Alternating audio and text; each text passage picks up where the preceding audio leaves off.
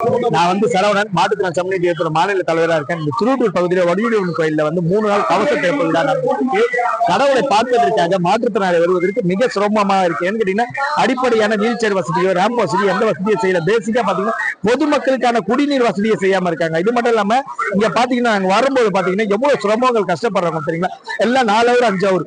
எங்களுக்கு மாற்றுத்திறனாளியா நீங்க முதல்ல நான் கேட்டப்ப இந்த அறநிலைத்துறையில வந்து கேட்டப்ப என்ன சொல்றாங்க கேட்டா மாற்றுத்திறனாளிக்கு அனைத்து வசதியை செஞ்சிருக்கோம்னு சொல்லிருக்காங்க. அந்த வீல் சேர்லாம் பாத்தீங்கன்னா துப்புரவு அடிச்ச வீல் சேர், ஓப்பனாவாத வீல் சேர் வச்சிருக்காங்க. அது மட்டும் இல்லாம நாங்க எங்கன்னா எங்களுக்கு பாத்ரூம் ஒரு டாய்லெட் வந்தா எந்த பெசிபிக் எங்களுக்கு மட்டும் இல்ல சாதாரண பொதுமக்களுக்கே அந்த வசதி செய்யல. அப்ப எங்களோட சிறப்பு கழிப்பறையில நாங்க எப்படி கேட்க முடியும்?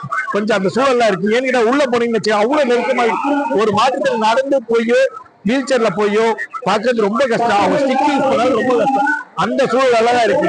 ஏன்னு கேட்டீங்கன்னா எங்களுக்கான பேசிக்காக எங்களோட சட்டத்தை எங்க ரைட்ஸை மறிச்சு இந்த அறநிலையத்துறையில வந்து எங்களை அடிப்படை மனுஷனாகவே நேற்று பாத்தீங்கன்னா நேற்று பாத்தீங்கன்னா ஒரு உயர் அதிகாரி லோ விஷன் மாற்றுத்திறனாளி வந்து சாமியை பார்க்கணும்னு கேட்கிறாங்க. சிறப்பு வழியில கேட்க முடியும். நீலாம் கடவுளை பார்த்து என்ன பண்ண போற? உன்னால கடவுளை பார்க்க முடியும். அப்ப லோ விஷன் மாற்றுத்திறனாளிகளுக்கு பார்வையிட கடவுளை கூடக்கூடாதா? கடவுள் எல்லாருக்கும் பொதுவானவர் தானே. மாற்றுத்திறனாளி எல்லாருக்கும் நாங்க கேட்கறது எங்களுக்கான சிரமத்தை குறிச்சு எங்களுக்கான வழிகளை செய்து கொடுங்க.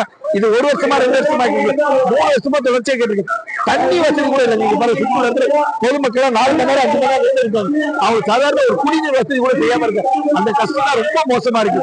இந்த அறநிலையத்துறை மாற்றுத்திறனாளிகளுக்கான சிறப்பு இந்த சிறப்பான வசதியை செய்யவே இல்லைங்க.